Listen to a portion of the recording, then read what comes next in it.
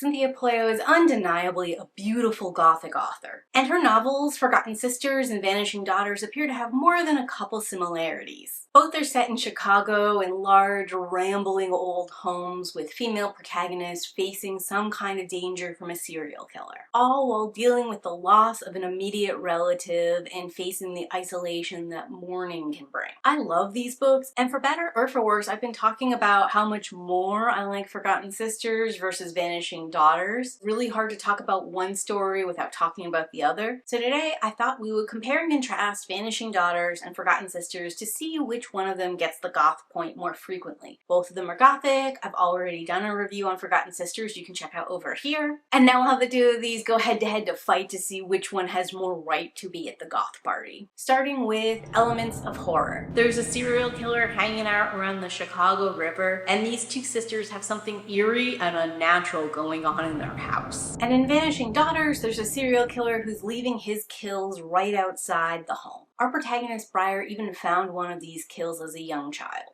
and deals with some trauma surrounding this incident. Additionally, there's a mystery of who Briar's father is, as he's completely absent in her life, except for one time he leaves a gift of a spindle on their doorstep. But the fact that he's presumably alive and out there, had enough interest to leave this gift, but not enough interest to ever meet her or interact again is very strange, putting it into the slightly creepy territory. Also, there's this guy that's been visiting the home ever since Briar was young, and her mother told her to ignore him, but he's just kind of creepy and hangs out in his car and stares at the house. The serial killer, the missing father who may or may not be around, and this dude who comes and stares at their house all kind of combined into this sense of uncertainty and potential danger around the corner from multiple sources that can't be predicted. And all of this is before we even get into the haunted house elements that you could find in either Forgotten Sisters or Vanishing Daughters. These two hauntings are very different, which I think is cool because it shows a range you could have in a haunted house, with Forgotten Sisters having a slightly more ominous, mysterious feel to it. Because in Vanishing Daughters, it's clear very early on that the house is trying to help Briar. Has sort of been aware of this house's oddities since the beginning. She grew up in it instead of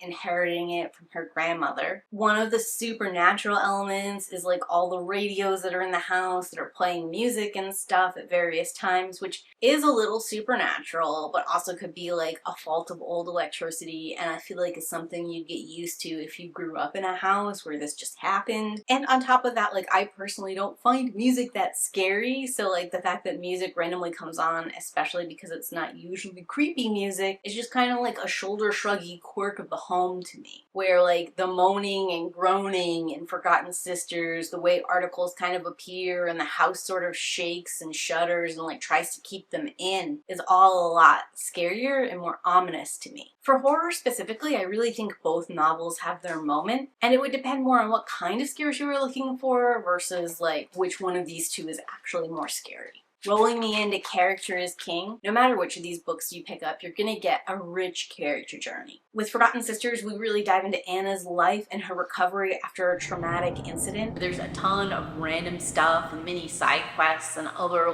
historic moments built into it, but all of it weaves back into the main thrust of the story about these two sisters, their relationship, and what has happened to them and where they're gonna go from here. But even though both Anna in Forgotten Sisters and Briar in Vanishing Daughters are traveling through the loss of a parent and a deep grief journey, the actual way they're handling the grief is very different. And for me, I would say Anna's journey made me think, while Briar's journey made me feel. To that end, I do think that Briar's journey is a little bit more traditionally Gothic. She is really lingering on that lowest point in her life, that feeling that's torn her entire world apart, that's making her question her own sense of the world around her, her sanity, or how she could go on. And the writing style Polio brings to it really makes the audience feel this loss with Briar.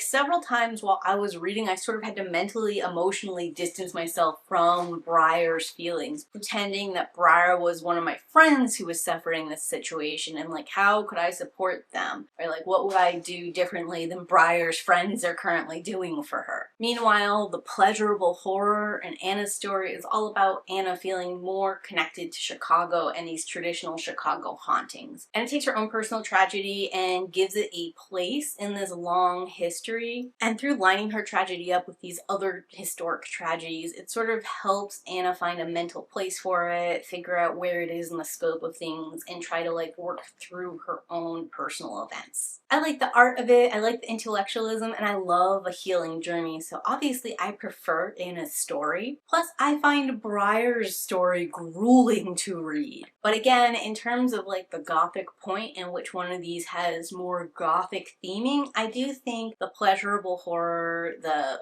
focus on this moment of tragedy and sorrow in Briar's is more authentic to that. Rolling us into poetic prose, Cynthia Pelayo writes beautiful, creative, and evocative lines. Both Forgotten Sisters and Vanishing Daughters benefit from her stylized perspective. Things start off pretty well grounded in reality, and then she starts losing track of time. She starts really like getting into these old narratives and stories and kind of getting lost in them. I do think Vanishing Daughters makes better use of this dreamlike writing element as we're exploring Briar's insomnia and her inability to tell when she's in the dreaming world or the waking world. Sometimes when the dreaming world throws her back in time or forward in time, and what she like does with those memories or insights she gains from those moments. And this is something we experience in a couple of different perspectives, because it's not just Briar who's working in both the dreaming world and the waking world. Our serial killer seems to be able to transform between these two and see no distinction. And there's also like a mentor figure who presents the Gateway Project to us and also seems to live in this in-between space.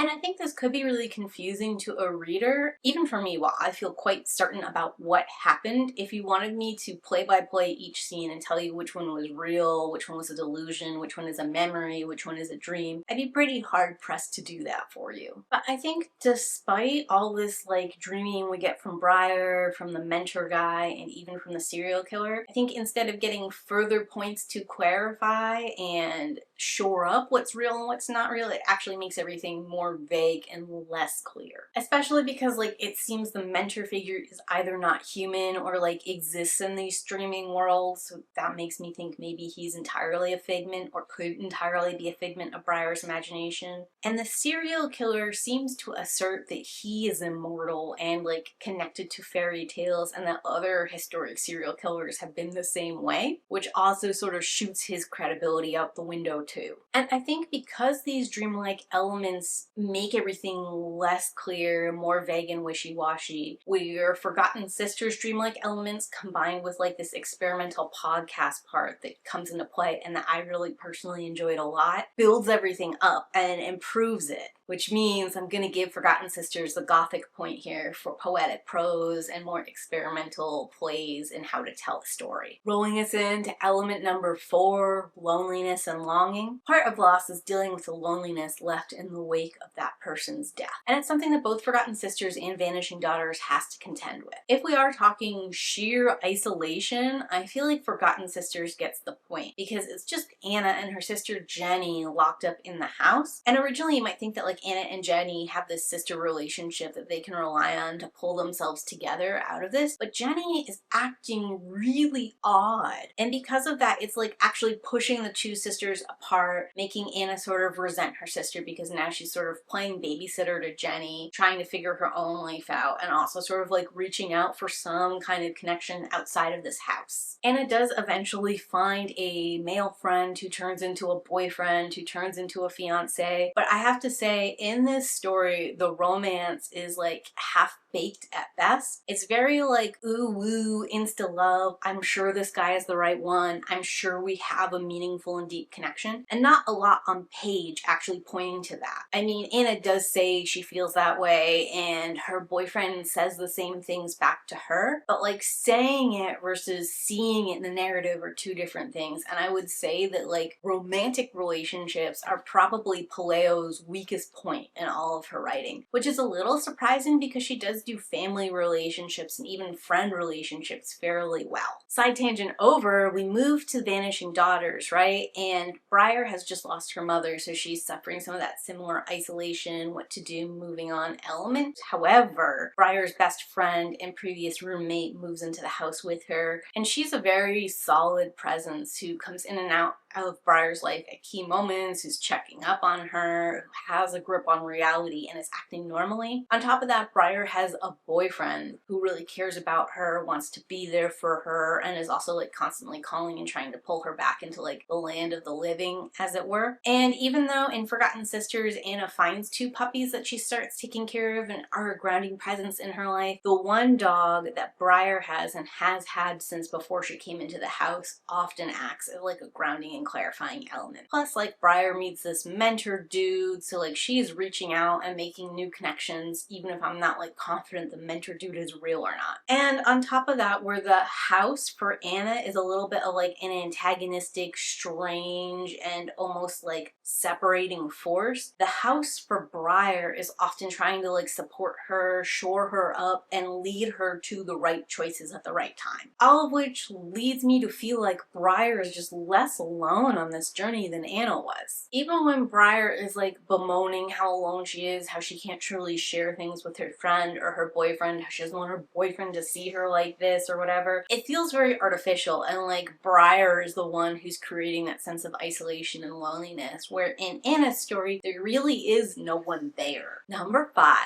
Human mortality. There are a lot of similarities in these 2 stories. Again, both characters are dealing with loss and also facing a serial killer prowling their neighborhoods. But each of the 2 of them have unique elements. There's something weird going on with Jenny that I don't want to 100% spoil, but a question comes in about her state of alive or dead or possession or not possessed, ties back into this idea of mortality. And in Vanishing Daughters, there's an unbearable mourning shroud just thrown over Briar and the entirety of her life after her mother dies from a prolonged battle with cancer. Both really do tackle death and loss very well, but Anna and Jenny's situation is a profound case of denial. And the actual mystery in Forgotten Sisters, the way it all ties in together and is like turning and doing things, engaged me in more of like a puzzle-solving curiosity kind of way, where Briar's story in Vanishing Daughter is all feeling all the time. It really is an unrelenting sense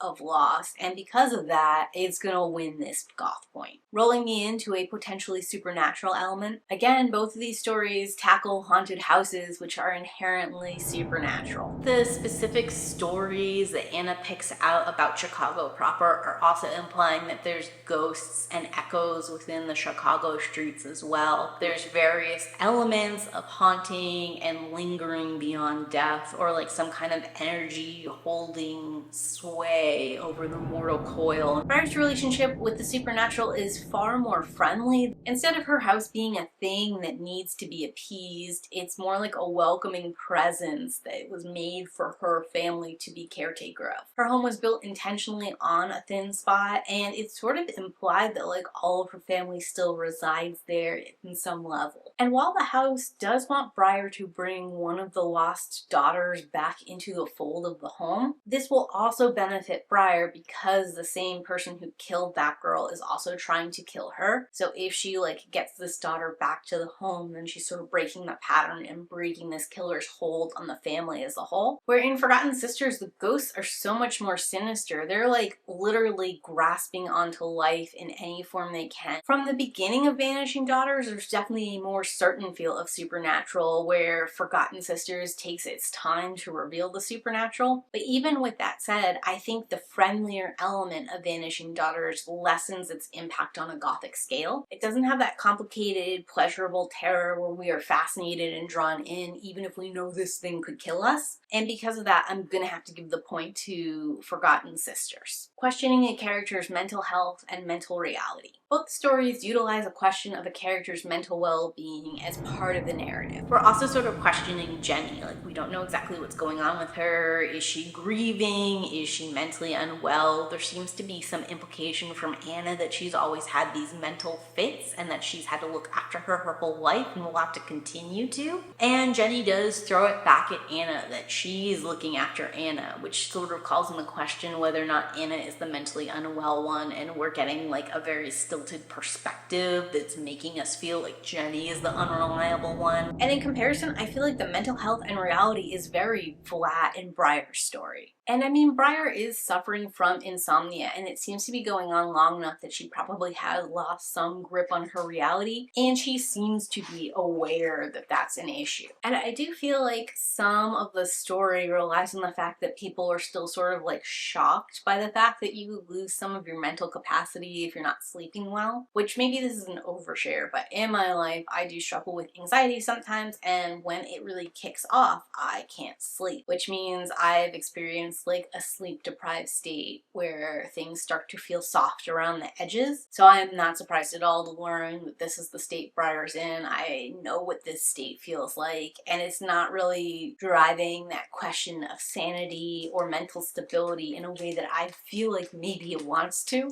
The only thing even a little bit curious for me is the fact that Briar doesn't seem to want to sleep or to like get some help so she can sleep. But even then, while Briar's like sort of concerned about her mental state and aware that it's crumbling, she is always more concerned about how other people interpret her mental state, what she's saying and doing, and not so much whether or not she herself is like actually succumbing to something. And I think that lack of concern of her own mental state, the sense of surety that she sort of believes herself what's going on and knows that she has a purpose, really undercuts that sense of uncertainty that like a lack of mental stability or a mental fragility can bring to a character in a Gothic novel. Overall, I would just say that Briar's experience felt less claustrophobic and like this sense of tumbling down the rabbit hole and really like questioning yourself and questioning what's going on, and more like a 70s drug trip that was like groovy and wild, brightly colored, and sort of lacking the teeth of like an actual exploration you might get in like A Girl Interrupted or the Bell Jar kind of narrative, giving another wind to Forgotten Sisters. Makes use of local folklore, legend, superstition, and myth. Both books rely heavily on Chicago's history. The layout of Chicago, the places that are there, the different urban legends that go with its own history. And they also both use a specific fairy tale for their narrative. With it in Forgotten Sisters, it's The Little Mermaid, and in Vanishing Daughters, it's going to be Sleeping Beauty. But I would say that both of these narratives do it in very different ways. Forgotten Sisters makes a play towards Edgar Allan Poe's sense of totality. That is, every element of the narrative is driving towards this one end goal. It's all leading you to one place. But unlike Poe's works, I think Forgotten Sisters obscures this for a little bit. Like, it utilizes the podcast part where Anna's researching things to introduce stuff that doesn't necessarily feel related to the situation right now, and then later thematically tie it back in. And also, like, originally I thought The Little Mermaid was sort of like an odd pull for a Chicago story, but again, it just like takes that and pulls it in, using them being on the Chicago River and some other elements to sort of tie that together for us. And to that end, these myths, these urban legends, this actual history, I think clarifies the story, drives the narrative, and points us to this conclusion, reinforcing things. Vanishing Daughters sort of fumbles the ball on this a little bit. Like, at first glance, the fairy tale of Sleeping Beauty feels more obviously connected to what's going on, since Briar's name is Briar, since she's struggling with sleep, since her dad gave her a spindle for her birthday, since one of the things we're gonna have to deal with is like a serial killer coming after her in her dreams. It all like feels very hyper connected, even more poignant from the jump than Mermaid ever did. But I feel like Vanishing Daughters actually loses this connectivity as the story goes on. It felt to me like the author did a lot of research on the Sleeping Beauty myth, on various versions of Sleeping Beauty, on what Sleeping Beauty meant culturally at different places and times, and she really wanted to share all that information with us, which she did successfully, but she didn't necessarily bundle it together into like a meaningful story the way everything turns in The Little Mermaid and Forgotten Sisters. Also, I think that Vanishing Daughters was just like a little bit too ambitious. It was doing a little too much, because it has that Sleeping Beauty story and it has a bunch of different versions of it. It has random fairy tale story involved. It has Bluebeard involved with one of the serial killers. It has a connective element that pulls both the serial killer and Briar into the Sleeping Beauty narrative, and I don't think that 100% clicks. I really think it needed a little bit more developmental editing and polish to make those points work well. And some of the issue is, like I said before, Anna had that haunted podcast she was always researching for, so we could bring these topics up into the narrative with no connective tissue and later connect them and tie them in. But in Vanishing Daughters, even though Briar was a journalist, so there was an avenue to kind of do the same thing, we started by connecting the dots, tying this thing in, and revealing the information. But I feel like we did the connective work up front and never reinforced it in the back, so instead of like pulling it together into this tightly woven moment, it started in a weave and we just let it sort of like flow out and fall away. And the result is an ending that's a little fuzzy and out of focus, like we just lost control of the story. I think it's entirely possible that Vanishing Daughters has more folklore and history than Forgotten Sisters does, although I'd have to head-to-head compare them because there's a lot in both. I think the overall impact in the storytelling is such that I have to give the point to Forgotten Sisters. And lastly, it's going to be a strong sense of place. Both of these works have an extremely strong sense of place, both in the city of Chicago, but also within the description of their various haunted homes. With Forgotten Sisters, I can picture the structure of the house, I can picture the little fairy garden. The house itself is responding to events that are happening around it and like trying to warn Anna or steer her in various directions or stop her from doing various things. And we can see the exact same thing in Vanishing Daughters. Like from the jump, the home is like singing only to Briar.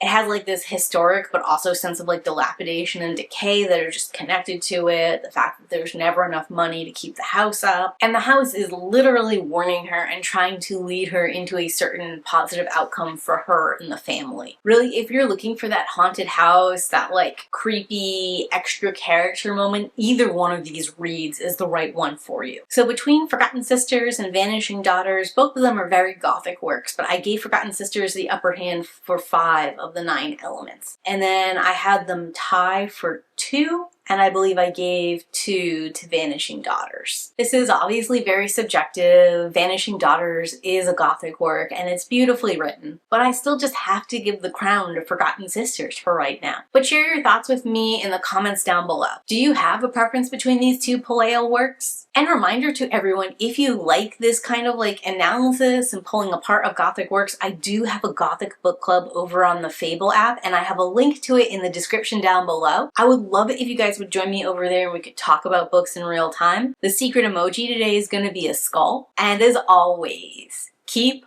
reading.